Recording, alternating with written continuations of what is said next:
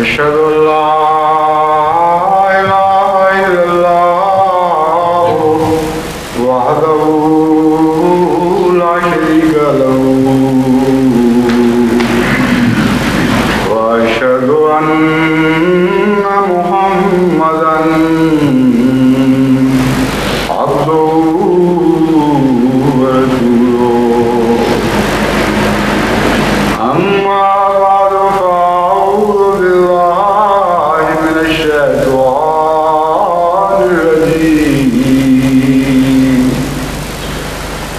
بسم الله الرحمن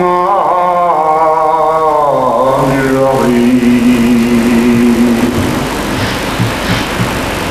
الحمد لله رب العالمين الرحمن الرحيم مالك يوم الدين إياك نعبد وإياك نستعين اهدنا الصراط المستقيم صراط الذين أنعمت عليهم غير المغضوب عليهم ولا الضالين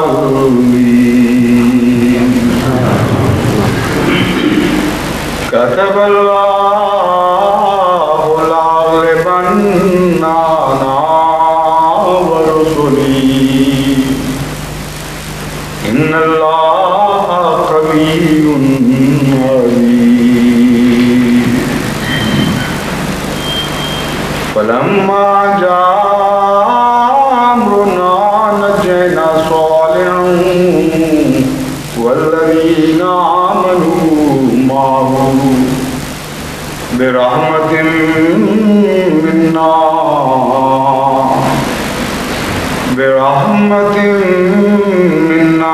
ومن خزي يومئذ إن ربك هو القوي العزيز ورد الله الذين كفروا بغيظهم لم ينالوا خيرا وكفى الله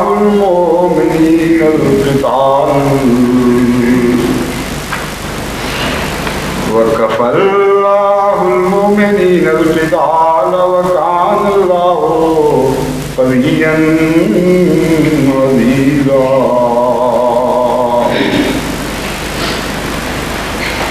الله لطيف بعباده يرزق من يشاء وهو القوي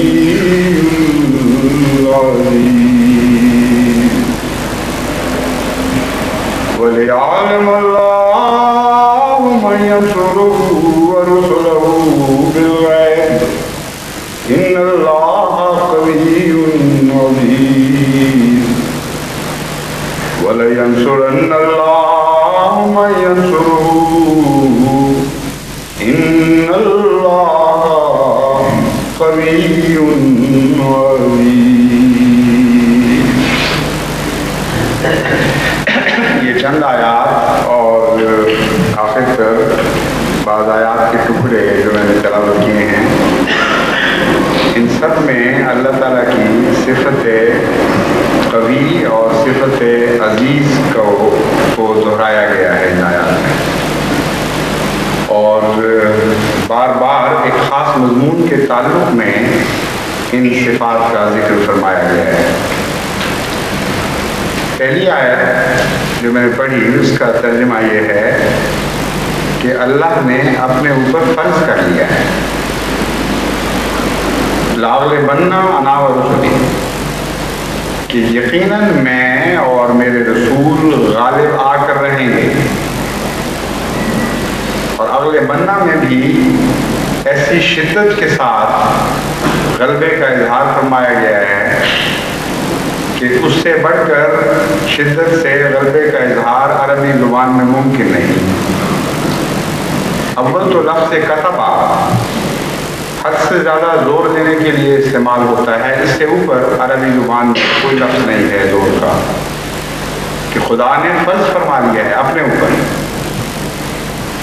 اور پھر لاغلبن انا برسلی میں نون ثقیلہ استعمال فرمایا، جس کا مطلب ہے کہ لازماً یہ ہو کر رہے گا، اس کے سوا کچھ ہو نہیں سکتا۔ تو خدا جو دوسروں پر کچھ فرض فرماتا ہے، اس موقع پر اپنے پر بھی کچھ فرض فرما رہا ہے،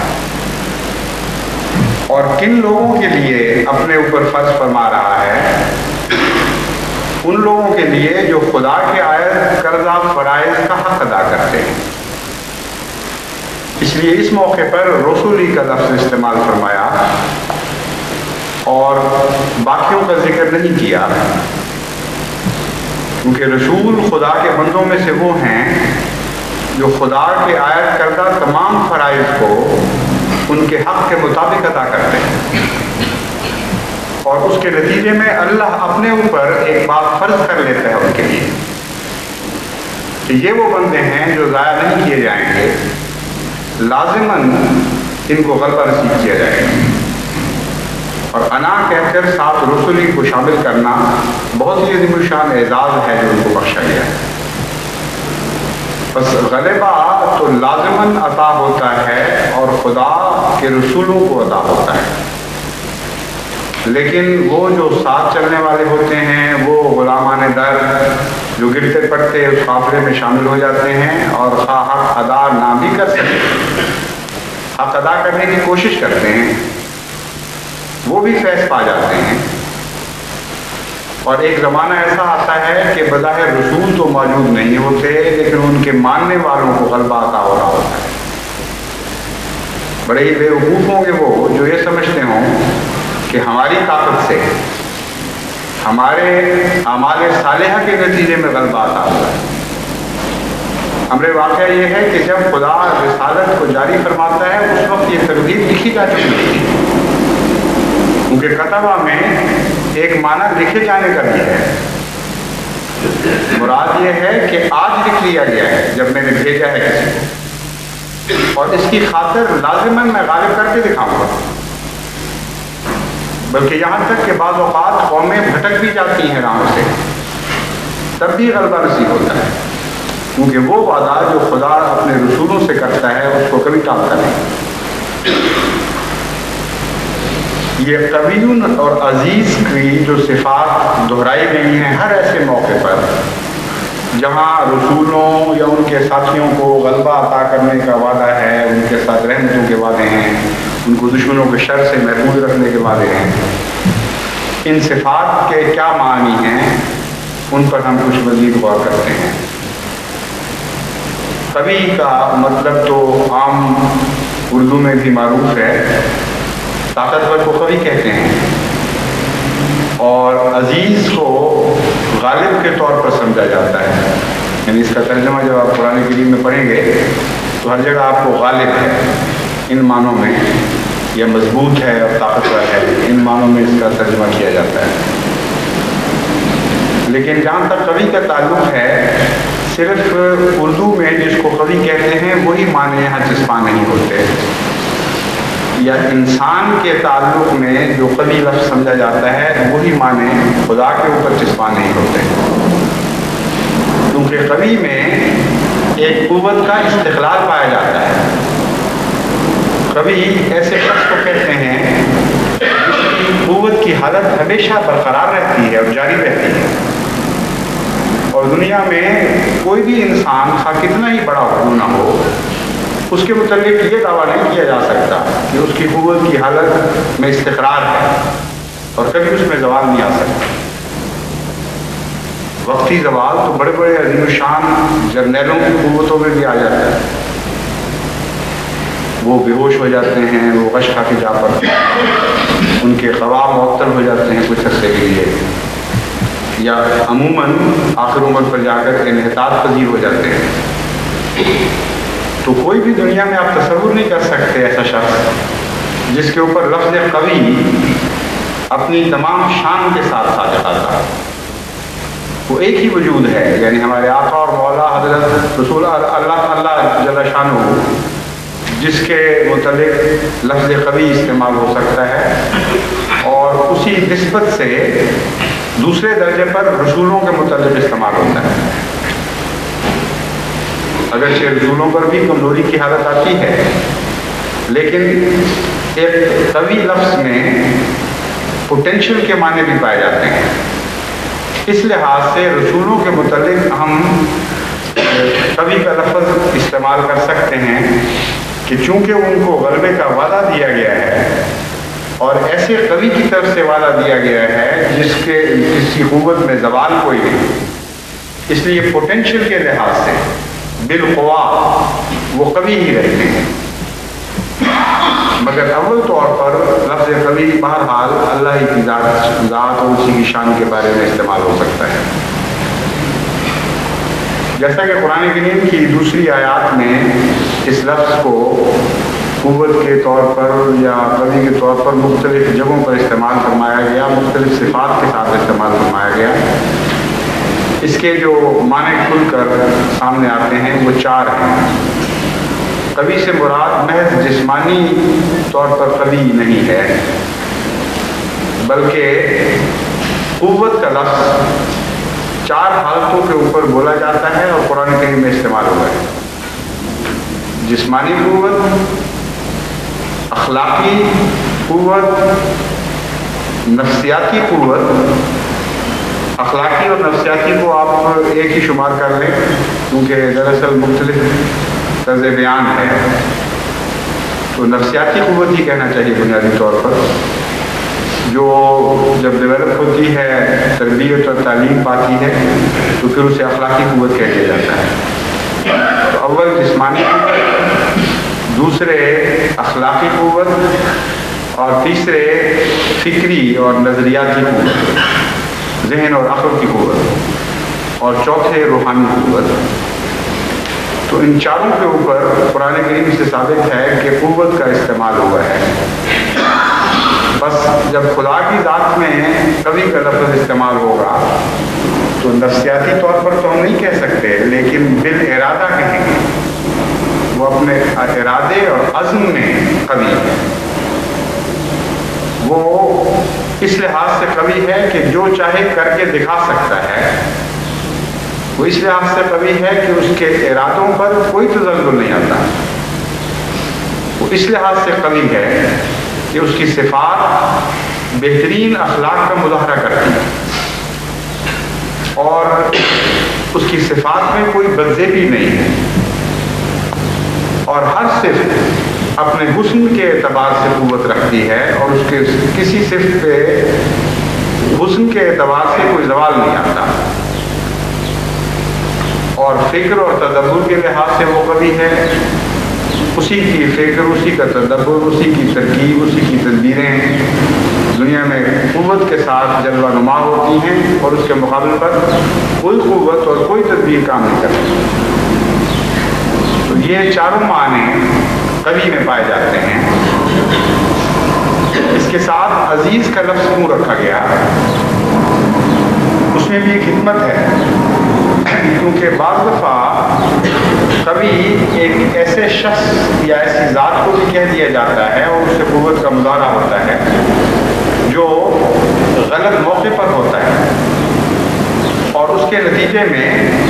بظاہر ایک انسان قوی ہوتا ہے لیکن ذلیل ہو جاتا ہے. اس کی قوت میں بھی ذلت پائی جاتی ہے. یعنی ایک کمزور، ایک معصوم انسان کو ایک طاقتور جب کچلتا ہے، رنگیلتا ہے، اس کو ذلیل اور رسوا کرنے کی کوشش کرتا ہے تو قوی تو بظاہر وہی ہے لیکن ذلیل بھی وہی ہے ساتھ. ایسے شخص کو عزیز نہیں کہہ سکتے. تو خدا تعالیٰ نے جہاں اس موقع پر قوی کا لفظ استعمال فرمایا وہاں ساتھ عزیز بھی فرما دیا، کیونکہ عزیز میں جو غلبہ ہے وہ دراصل براہ راست اس کے معنوں میں نہیں پایا جاتا،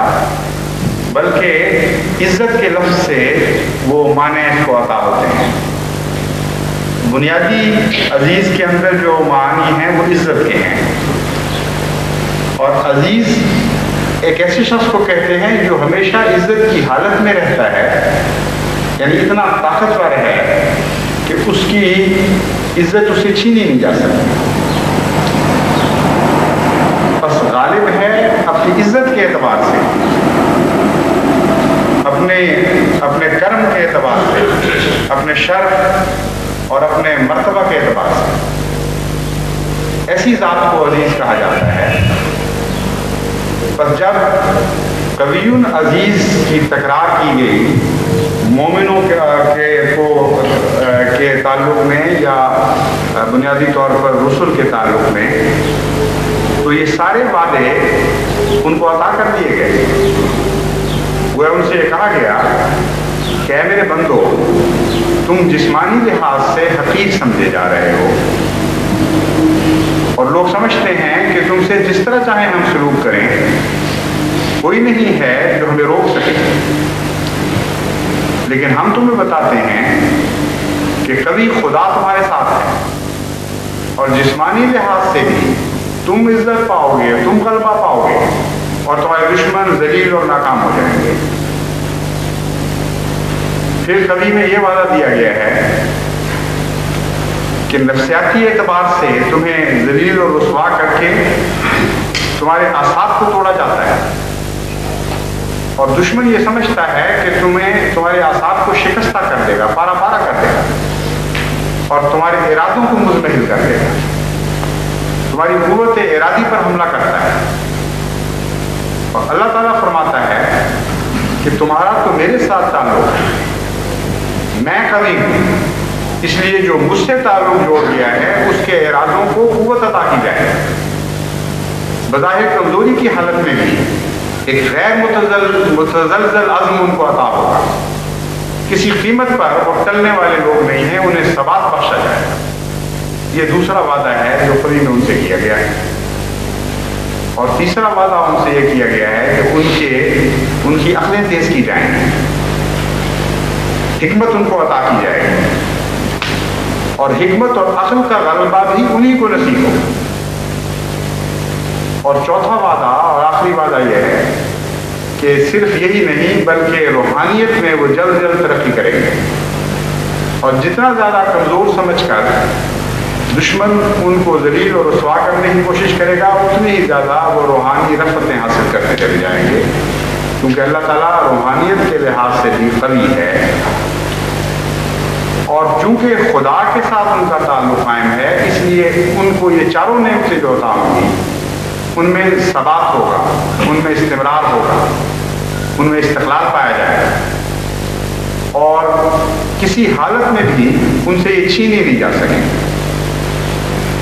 کتنے عظیم الشان وعدے ہیں جو بار بار ایک ہی تعلق میں دہرائے جا رہے ہیں۔ اس لیے خدا جو صفات کو اختیار فرماتا ہے بیان کرنے کے لیے، اس کے اندر بڑی گہری حکمتیں ہوتی ہیں۔ صفات باری تعالیٰ کے مضمون پر آپ غور کریں تو قرآن کی بہت سی آیات جو ویسے آپ کو سمجھ نہیں آئیں گی، صفات باری تعالیٰ کی گنجی سے آلودگی دکھائی دیں گی۔ عزیز میں ساتھ یہ بتایا گیا کہ عزت خدا کے لیے ہے، اور ہر عزت خدا کے لیے۔ عزت کے ساتھ قرآن کریم ایک دوسری جگہ فرماتا ہے کہ ہر عزت خدا کے لیے، تو مراد ہوا کہ عزیز میں کوئی ایک پہلو نہیں ہے بلکہ مختلف پہلو ہیں، اور عزت کی جتنی قسمیں ہیں ان سب قسموں سے ان کو غلبہ نصیب ہوگا، کیونکہ عزیز خدا ظاہری قوت کے لحاظ سے بھی عزیز ہے، اور باقی تمام قوتوں کے لحاظ سے بھی عزیز ہے۔ مثلا ایک انسان جسمانی طور پر تو قوی ہو سکتا ہے، انفرادی قوت ہے، لیکن قومی اعتبار سے وہ قوی نہیں ہوتا، اس کی قوم کمزور ہوتی ہے،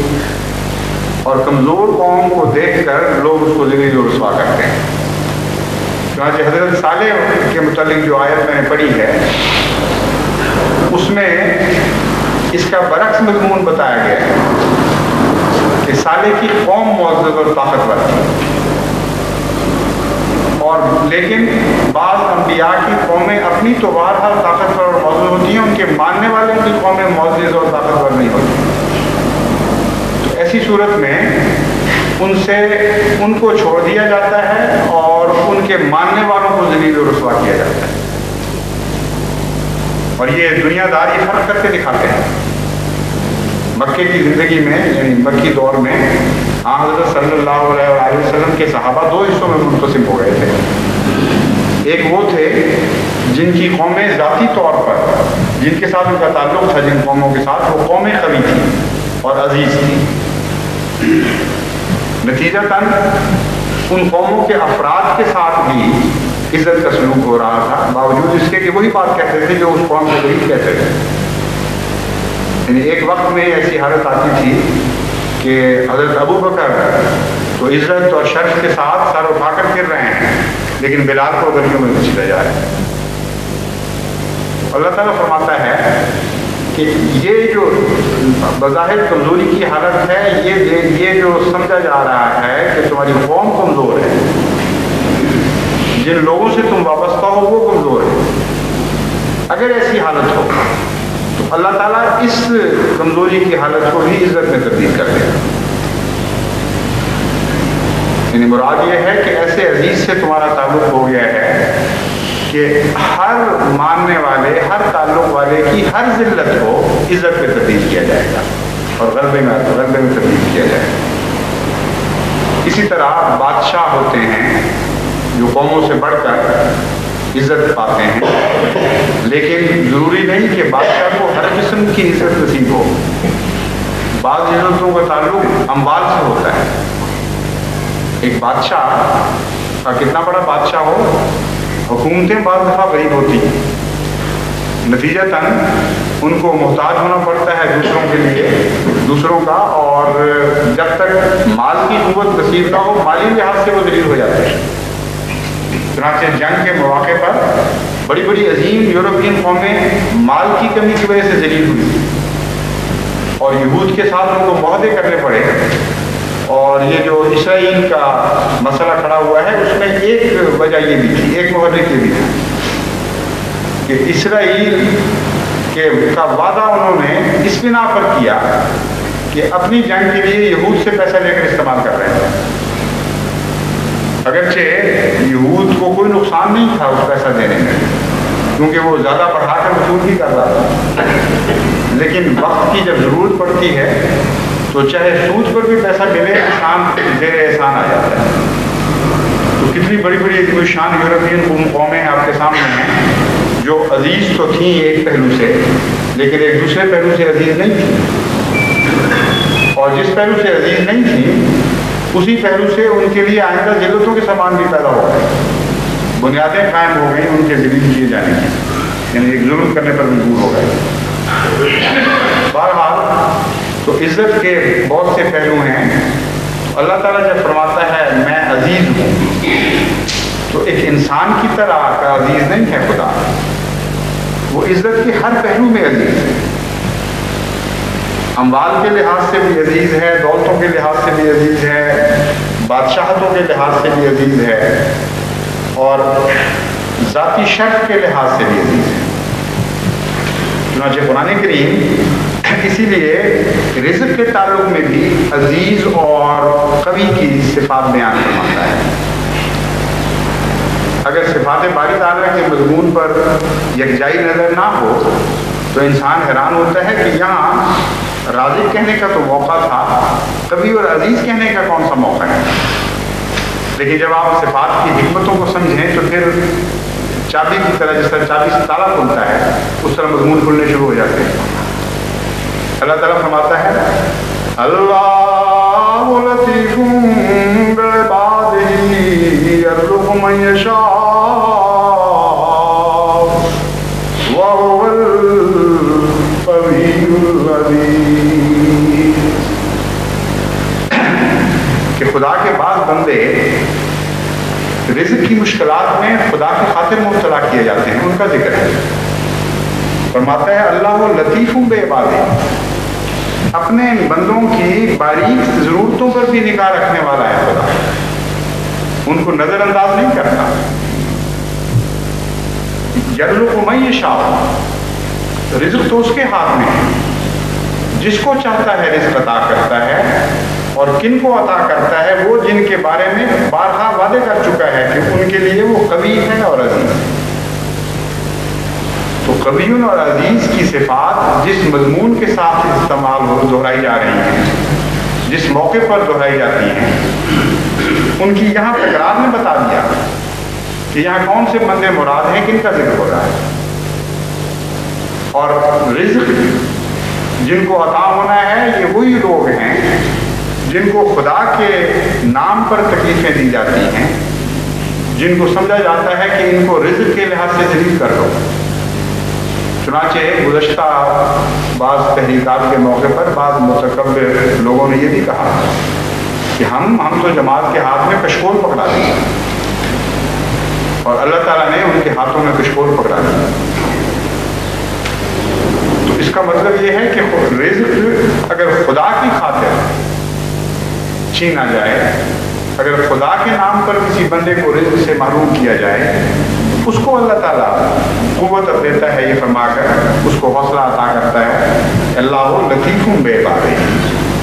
وہ اپنے بندوں کی باریک ترین ضروریات پر، ان کی دلی کیفیات پر نظر رکھنے والا خدا ہے. وہ لازماً ان کو رزق عطا فرمائے گا. اور چونکہ یہ سارا مضمون مقابلے کا ہے، اس لیے اس کا دوسرا پہلو یہ ہے، جہاں یہ چار صفات مومنوں کے لیے اس بات کا پہلو رکھتی ہیں، وہاں یہ چاروں صفات مخالفین کے لیے سلب کا پہلو اختیار کر جائے. یعنی محض خدا اپنے بندوں کے لیے قوی اور عزیز نہیں ہے، بلکہ بعض دوسروں کے مقابل پر ان کے لیے قوی اور عزیز ہے، جس کا معنی یہ ہے کہ ان کے لیے قوی نہیں رہے گا، ان کے لیے قوت، اپنی قوت کا مظاہرہ نہیں کرے گا، ان کو اپنی قوت میں سے حصہ نہیں دے گا. تو سلب قوت کا معنی پایا جاتا ہے جہاں دشمنوں کا تعلق ہے، اور جہاں اپنوں کا تعلق ہے وہاں اثبات قوت کا معنی پایا جاتا ہے.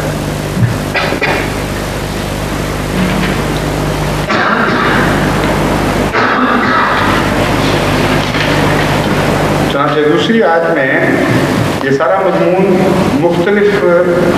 آیات میں مختلف مواقع پر روشنی ڈالتے ہوئے بیان فرمایا گیا ہے. ایک دوسری آیت میں جو میں نے ابھی تلاوت کی تھی، جہاں حضرت صالح کا ذکر ہے، وہاں اللہ تعالیٰ فرماتا ہے فَلَمَّا جَاءَ أَمْرُنَا نَجَّيْنَا صَالِحًا وَالَّذِينَ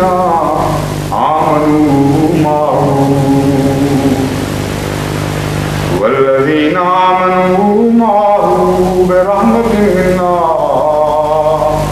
وَمِنْ خِزْيِ يَوْمَئِذٍ إِنَّ رَبَّكَ هُوَ الْقَوِيُّ الْعَزِيزُ. ایک مدت تک ہم نے صالح کو اور اس کے ساتھیوں کو آزمایا، اور خدا کے نام پر انہیں کئی قسم کی تکالیف دی گئی. لیکن پھر وہ وقت جب آیا جب خدا کے فیصلے کے ظاہر ہونا تھا. امرونا سے مراد یہ ہے کہ ہم نے جس دن اپنے فیصلے کو ظاہر فرمانا تھا، جب وہ وقت آیا تو ہم نے صالح کو بھی اور اس کے تمام ساتھیوں کو بھی اپنے فضل سے، اپنی رحمت سے نجات بخش دی. من خزی یومئذ، اس دن کی ذلت سے نجات بخشی. بس یہاں قوی اور عزیز کے اجتماعی معنی اکٹھے دکھائے گئے ہیں. یعنی وہ دن جو ہار اور جیت کا دن ہے، وہاں قوت کو بھی ظاہر ہونا پڑتا ہے اور عزت کے مضمون کو بھی ظاہر ہونا پڑتا ہے. اور اس دن صرف قوت ہی عطا نہیں ہوتی، بلکہ اتنی نمایاں فتح، ایسی عزت نصیب ہوا کرتی ہے کہ دشمن بالکل خائب و خاسر اور ذلیل ہو جایا کرتا ہے. پھر ایک دوسری آیت میں اللہ تعالیٰ فرماتا ہے کہ بعض دفعہ لوگ جتھے بنا کر حملے کر کے آتے ہیں، اور اس کے مقابل پر میرے بندے بالکل کمزور اور نہتے ہوتے ہیں، اور بڑا سخت خوف کا مقام پیدا ہو جاتا ہے. بعض دفعہ خدا ان کو اجازت دیتا ہے کہ وہ اپنا دفاع کریں اور کمزوروں کو طاقتوروں پر غلبہ نصیب فرماتا ہے، لیکن فرماتا ہے کہ بعض ایسی حالتیں بھی ہوتی ہیں کہ ان کو میں نہ لڑنے کی اجازت دیتا ہوں اس وقت، نہ ایسا موقع پیدا کرتا ہوں، بلکہ خدا خود ان کی خاطر لڑتا ہے، اور بجائے اس کے کہ ان کے ہاتھوں دشمن شکست کھائے، اللہ تعالیٰ کی عظیم الشان مخفی نہ نظر آنے والی قوتوں کے ذریعے دشمن شکست کھا جاتا ہے۔ انہوں نے فرمایا وَرَدَّ اللَّهُ الَّذِينَ كَفَرُوا بِغَيْظِهِمْ لَمْ يَنَالُوا خَيْرًا وَكَفَى اللَّهُ الْمُؤْمِنِينَ الْقِتَالَ وَكَانَ اللَّهُ قَوِيًّا عَزِيزًا۔ کہ اللہ تعالیٰ نے ان لوگوں کو جو بہت غیظ کے ساتھ، بہت غصے کے ساتھ اور جوش دکھاتے میرے بندوں پر حملہ آور ہوئے تھے، ان کو اس حالت میں رد فرما دیا، لوٹا دیا کہ وہ اپنا غیظ اپنے ساتھ ہی لے کر لوٹے، یعنی ان کو غیظ نکالنے کا موقع عطا نہیں، وہ اپنی حسرتیں لے کر واپس لوٹ گئے کہ ہم نے تو یہ کرنا تھا اور وہ کرنا تھا اور یہ ظلم ڈھانے تھے، اس طرح اپنے سینوں کو ٹھنڈا کرنا تھا، لیکن جو آتش غیظ ان کے سینوں میں بھڑک رہی تھی وہ اسی طرح بھڑکتی رہ گئی اور اپنی اس آگ کو واپس لے کے لوٹ گئے۔ لم ینالوا خیرا، اس حال میں کہ کوئی بھی نفع ان کو نصیب نہ ہو، کوئی بھلائی ان کو نہ پہنچی۔ خیرن وہ نکرے کے طور پر رکھ کر یہ مانا ہے کہ کسی قسم کی بھی کوئی بھلائی ان کو نصیب نہ ہو، اپنے ہر ارادے میں ناکام۔ وَكَفَى اللَّهُ الْمُؤْمِنِينَ الْقِتَالَ،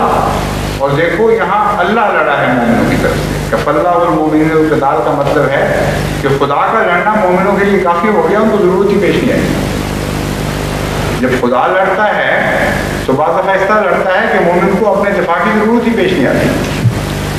وَكَانَ اللَّهُ قَوِيًّا عَزِيزًا، یہاں بھی وہی مضمون کہ اللہ قوی ہے اور عزیز ہے۔ تو جہاں جہاں بھی مقابلے کا مضمون ہے وہاں اللہ تعالیٰ کی قوت اور اس کی عزت کا ذکر، اس کی تکرار فرمائی گئی۔ پھر آگے جو میں نے 2 آیات کے ٹکڑے پڑھے تھے ان میں ایک اور مضمون کی طرف بھی اشارہ فرما دیا گیا، فرمایا ہے وَلِيَعْلَمَ اللَّهُ مَن يَنْصُرُهُ وَرُسُلَهُ بِالْغَيْبِ إِنَّ اللَّهَ قَوِيٌّ عَزِيزٌ، کہ اللہ قوی اور عزیز تو ہے، اس میں تو شک نہیں ہے، لیکن اس کی قوت اور عزت کے اظہار سے پہلے ایک ایسا وقت بھی آتا ہے کہ خدا اپنے بندوں کو دیکھنا چاہتا ہے، ان کو آزمانا چاہتا ہے کہ وہ ایسی حالت میں اللہ کی نصرت کے لیے تیار ہوتے ہیں کہ نہیں، کہ نہ اس کی قوت ان کو نظر آ رہی ہوتی ہے، نہ اس کی عزت ان کو نظر آ رہی ہے، پردہ غیب میں ہوتے ہیں۔ یعنی جب خدا کی قوت مخفی ہوتی ہے ابھی اور اپنے پورے جلال کے ساتھ ظاہر نہیں ہوتی، جب یہ بحقیقت کہ خدا نے بہرحال غالب آنا ہے اور عزت کے ساتھ غالب آنا ہے، یہ حقیقت موجود تو ہوتی ہے مگر منصہ شہود پر ابری نہیں ہوتی، ایسے وقت میں ایک انتہائی کمزوری کا عالم آتا ہے مومنوں کی جماعت کا، اور یوں معلوم ہوتا ہے کہ وہ خدا کی مدد کر رہے ہیں بجائے اس کے کہ خدا ان کی مدد کر رہے ہیں۔ ماتا ہم یہ بھی دیکھنا چاہتے ہیں، معلوم کرنا چاہتے ہیں کہ ان بندوں میں کیسی وفا ہے، کیا یہ استحقاق رکھتے بھی ہیں کہ نہیں کہ میں ان کی مدد کروں۔ تو فرماتا ہے کہ ایسی حالت میں میں اپنے بعض بندوں کو پاتا ہوں کہ نہ تو میری قوت ظاہر ہوئی ہوتی ہے، نہ میری عزت ظاہر ہوئی ہوتی ہے، اور وہ غائبانہ اندھا دھند اپنا سب کچھ میری راہ میں لاؤں گے۔ بظاہر یوں معلوم ہوتا ہے کہ سارا نقصان کا سودا ہے، ہر قسم کی کمزوریاں ان کو نصیب ہوتی ہیں، ہر قسم کی بے عزتیاں ان کے مقدر میں گویا موجود لکھی جاتی ہیں دنیا کی طرف سے، خدا کی طرف سے، لیکن اتنے کمزور ہوتے ہیں کہ جو چاہے اٹھتا ہے، 2 کوڑی کا آدمی ان کو ذلیل و رسوا کر دیتا ہے۔ فرماتا ہے یہ کس لیے ہے؟ اس لیے نہیں ہے کہ میں ان کو اس حالت میں چھوڑ دوں،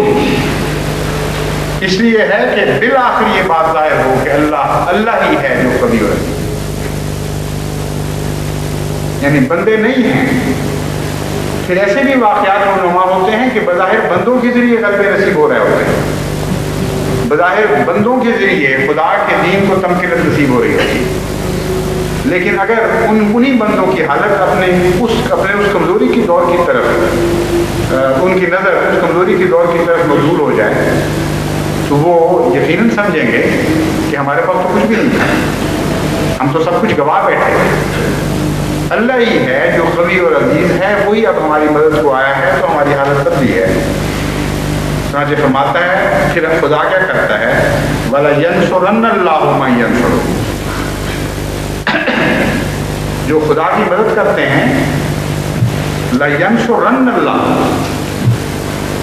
لازماً ضرور اللہ ان کی مدد کو آتا ہے، ان اللہ لقوی عزیز، پھر وہی تکرار ہے قوی اور عزیز۔ فرماتا ہے اپنی تمام قوت کے ساتھ، اپنی تمام شان کے ساتھ، اپنی تمام عزتیں لے کر اپنے بندوں کی مدد کے لیے خدا حاضر ہو جاتا ہے، اور جو غیب تھا وہ حاضر میں ظاہر ہونے لگتا ہے۔ یہ وہ مضمون ہے جس کے متعلق حضرت مسیح موعود علیہ السلام فرماتے ہیں وہ خدا بڑا زبردست اور قوی ہے، جس کی طرف محبت اور وفا کے ساتھ جھکنے والے ہرگز ضائع نہیں کیے جاتے۔ دشمن کہتا ہے کہ میں اپنے منصوبوں سے ان کو ہلاک کر دوں گا، دشمن کہتا ہے کہ میں اپنے منصوبوں سے ان کو ہلاک کر دوں، اور بد اندیش ارادہ کرتا ہے کہ میں ان کو کچل ڈالوں،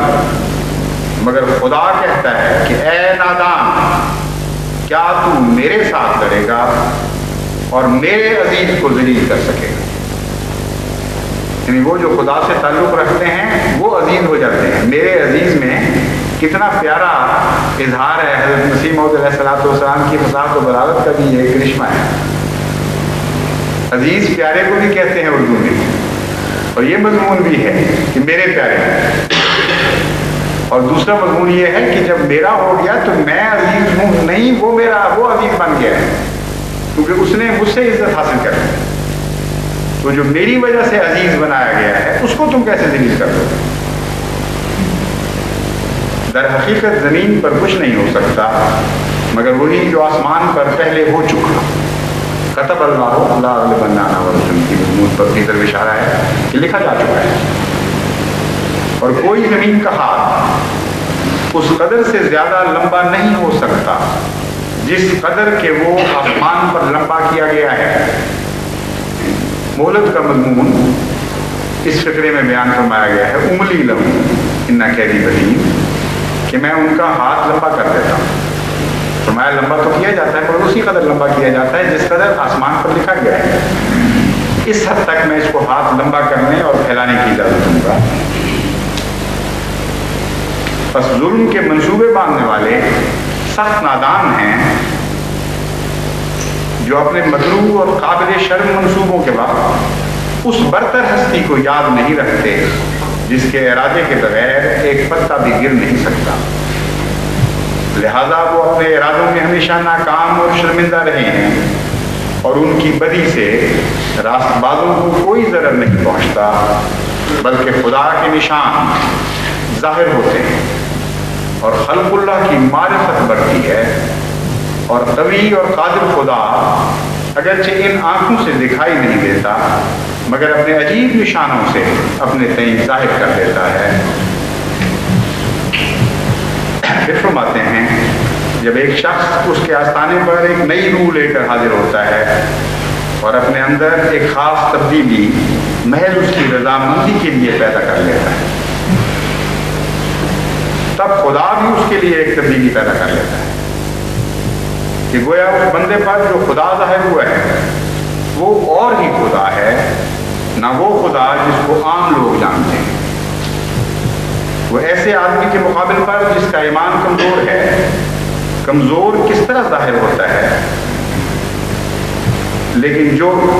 وہ ایسے آدمی کے مقابل پر جس کا ایمان کمزور ہے، کمزور کی طرح ظاہر ہوتا ہے،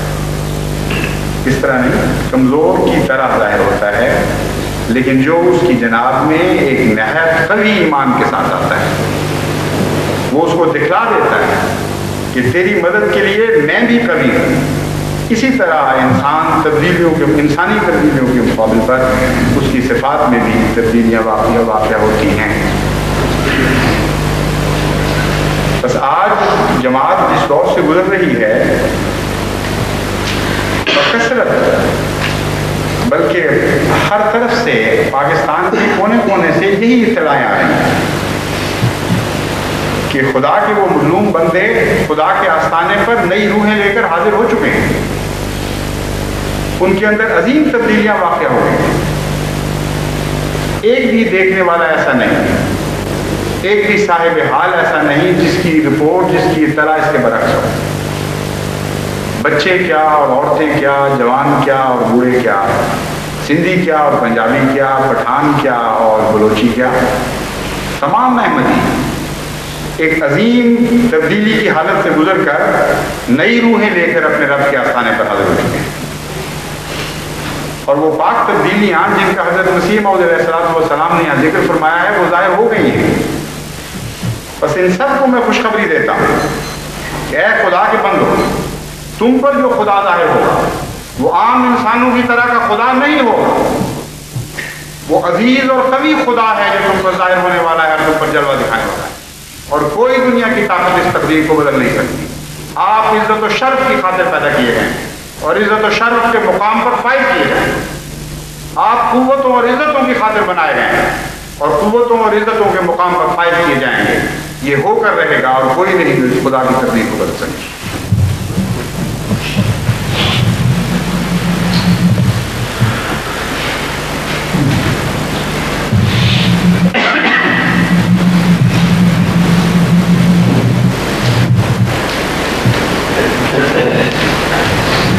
الحمدللہ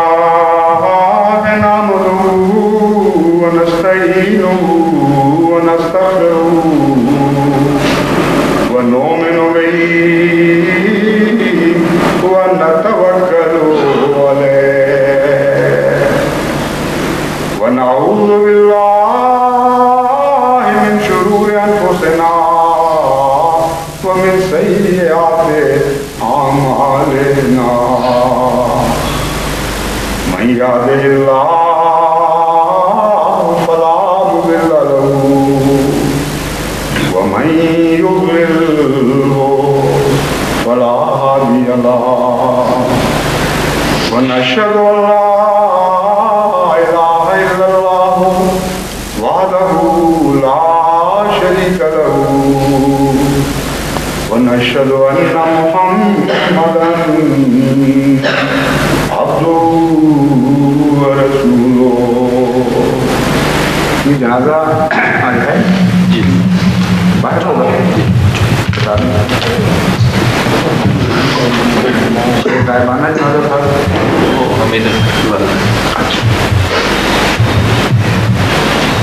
دو جنازے ہوں گے، ایک تو حاضر ہے ہمارے ایک مخلص دوست رشید حیات صاحب کے داماد تھے، وہ جوانی میں خیر فوٹو میں کیا ہوا تھا ان کو جی نہیں واٹ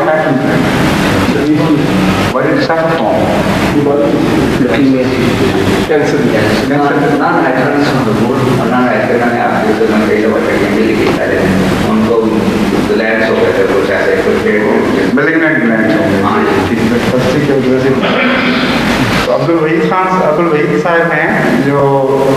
چھوٹی عمر میں وفات پا گئے تھے 35 سال کی عمر میں، اور ایک ہماری پرانی کی محمودہ خاتون ہیں